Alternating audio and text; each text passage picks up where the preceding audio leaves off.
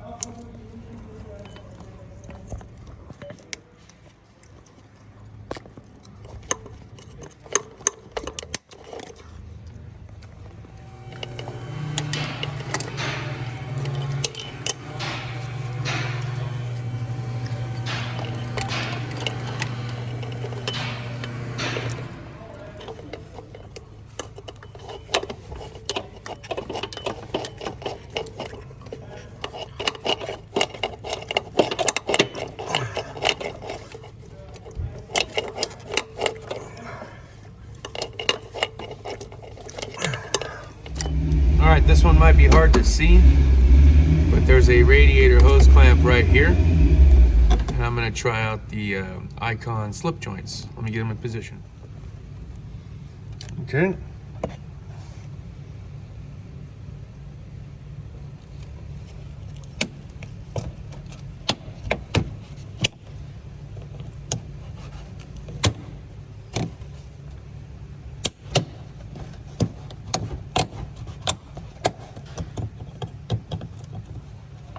The other end of this radiator hose on this box truck is going to be too hard for me to get to with just the one hand and trying to do it because I need to twist the hose at the same time. But I will show you that I'm going to be using the same Icon slip joint pliers for this hose clamp as well. Let's see if I can get a bite on it. Okay, I can definitely get a bite, but I do need my other hand, guys. Oh, there's our trusty Icon flashlight. Well, I was successful, but the hose is a little stubborn, so I'm going to use this Icon pick to get up underneath this hose, try to work it around.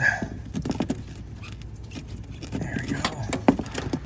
Free it up.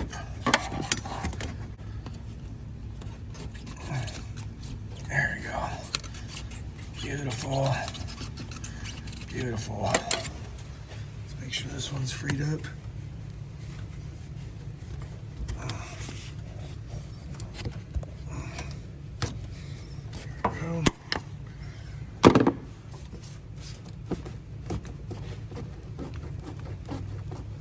There we go.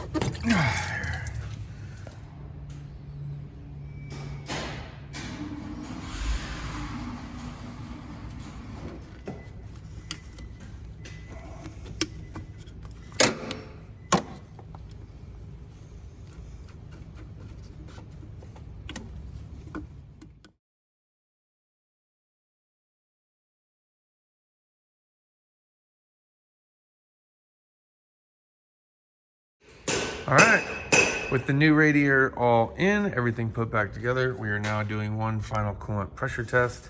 Went ahead and did an oil change service on this as well. So we're gonna let that sit for a couple minutes, make sure it's holding pressure, and then we'll come back to it and we should be able to fire it up. So with the help of a few Icon tools today, Icon being specifically what we're testing, that's why all the Icon talk recently is because I've been testing out a lot of their products that we had not had a chance to review over the last couple of years. So whether I'm delayed on this topic or not is irrelevant. What is relevant is that we're checking them out and seeing how I like them. Well, so I found my old pocket scan tool. I honestly thought I was without a scan tool. All right, so that was a little bit of a chore. I haven't used that pocket reader in like a very long time. I was pressing and holding rather than just tapping the little erase button, and really what I should have done is just tap the erase button. Doesn't matter. What matters is most of the codes that were in this car were not all from the repairs that we just did. There was 2 from the repairs we just did, and then there was 2 that were completely unrelated. So right now, I'm going on a road test, a little 5-mile trek, see if we can't get anything to pop back up.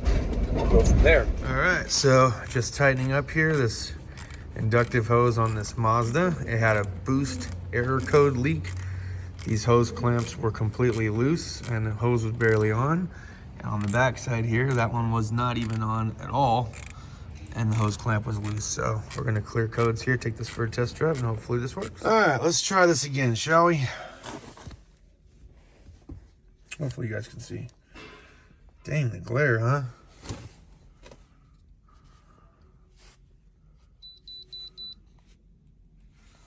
Is this a Mazda? Yep, sure is. 02 voltage code. Another one. System too rich, off idle bank 1. Remember, those are the ones that he was talking about, maybe. So, race and clear all DTCs. Yep, let's do it. Okay. All right, so first, Matt said it was cool. We're just gonna show you guys the Snap-on version real quick, and then we'll talk about things when we get back to the house. So here is the Snap-on version. These ones are a little bit smaller, but you can see it does still have the 3 channels that you can pivot and maneuver the plier into position with. So there's the part number there in case you guys were interested. There's the front and back side. These are the Snap-on needle nose. You can see the differences as we go into detail later, but there's the teeth, handles, backside. And then last but not least, I think there was one more he said we could check out. I don't know where it went. This is the 3rd one that he has though. It's a different style, just to kind of give you an idea. I think that's it for now.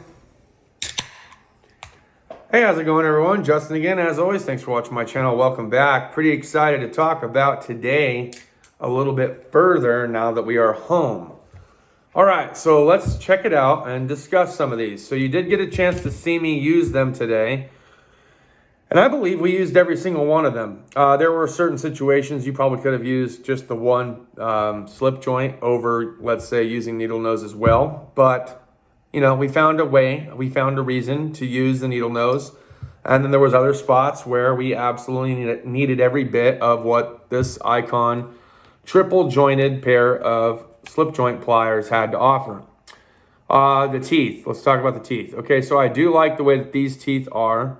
They're very heavily knurled in the front here, and the grooves are nice and deep on the inside here. I did like that. That worked out pretty well, especially for gripping down on those compression style hose clamps for the radiator hose that we were doing, because we were changing out the radiator. So we were undoing clamps, right? So that worked out really well for that. I think in a situation on the Honda, those worked too. All right, the needle nose for some of the smaller stuff like on the Honda definitely came in handy. And there were a couple of these plugs with inside the radiator for extra added protection on the new one that I was able to grab and pull out with these. So overall, liking the grips. Okay, the grips have that familiar feel for those people that have a lot of Snap-on products. For those that don't, go grab somebody's pair of needle nose pliers that they spent probably 60 to 80 bucks on. Feel how they feel, and then go get you a pair of these Icon needle nose ones that are pretty close to the dang same thing.